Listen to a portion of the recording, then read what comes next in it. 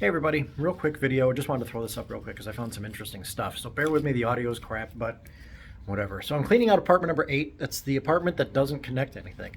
I found a tape head demagnetizer, brand new in a package, most of the package anyway. But that wasn't the cool part. The cool part, and I don't know how it got here. I don't know if it was relatives or what, but I found some correspondence between a Mr. Irwin K. Jackie from Sydney, New York. Now I'm in Oxford, so I don't know how it got here. And a Harry E. Wanner Manufacturing Company, manufacturers of carnival canes, novelties, games, and toys, per their letterhead. And the correspondence basically starts December 30th, 1957. They had reached out and said, it's come to our attention that you are the designer and or holder of a patent number for the following item, a toy glider. Now that patent number, if you're interested, is 2784524, right? 2784524. And you can search for that in the patents online and find it.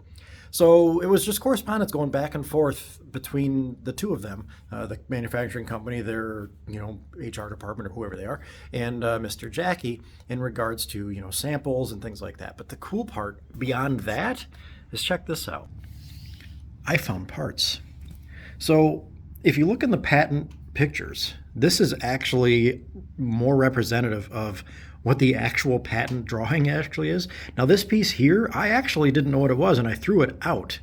I had to go digging in the dumpster to get this thing back. I'm pretty sure that per the drawing, that's what that's from. Now I don't know how any of this went together. I don't know if all of these are just different iterations of prototyping or designing.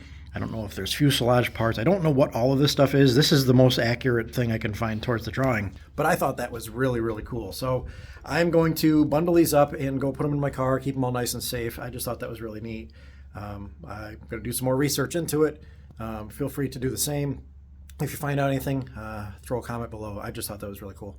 Anyway, back to cleaning.